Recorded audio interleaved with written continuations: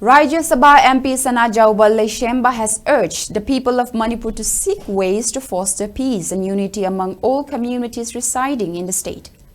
In a message delivered at Lainingtho Sanamahi Temple Board Office, Haying Kongbal Upong Yumpam, on the occasion of Mera Chaurel Hauba, the MP urged the people to let go of past grievances and work towards creating an atmosphere of happiness and harmony.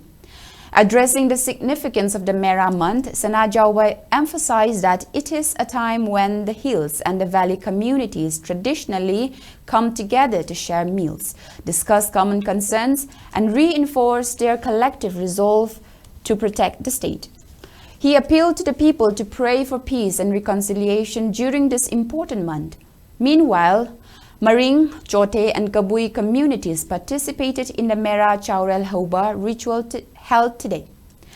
However, many other indigenous communities were unable to attend due to the present unrest in the state.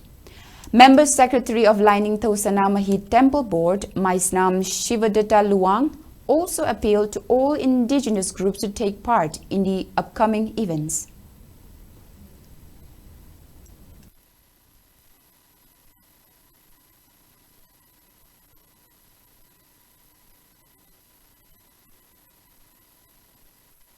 Hujil lay film see the Yam Henna, normal Loraba, what the Yam Henna could be section I, Oidrabat Gumatam, that they am section I would. The Hiram Kudimota Kong Tag, but the Koi Wakal Kanda Tamanasi, the Kudimana, Matokaram Nike Lebaxi, Amutang, Tangu Laitan, Inastina. Nungay ay panaporokadagi habis na kudimak ako'y sarkar da nataga lenga loising lagta da tayo na bagim huta ako'y nasukay kay tawag yage habis ako'y putawin na bagi koksungsun na bagi matam do ore ito sigumay na minas na lagpa sida naibak niyam da na hajan ng muse sidagi apaba yay paba aduga hawgi ba awaba singdu nga sidagi tam na kokta na matam magi nungay ay panay ko'y mayam si sana na hingmin na ramba adugumba ako'y matam madu amuk poroko ore sanu meraba thase ako'y gidi simi tami ako'y punamakidi Naba, Punsan Naba, Adu Aray Tatanaba, Aduga Leminaba, Putoga Samin Nadana, Kugilamdam Sepuna, Nakmin Naba, Semin Nabagadu Mayamna Nusivatani.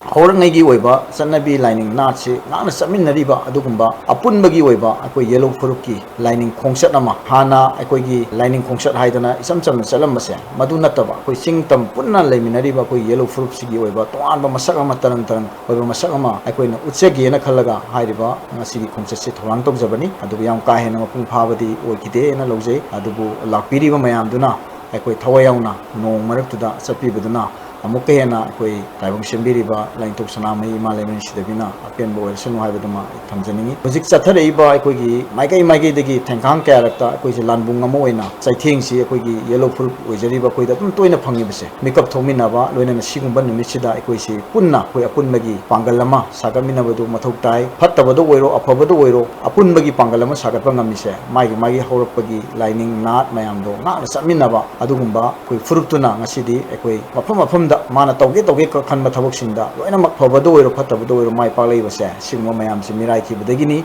aduna masi akoi mirai kumsi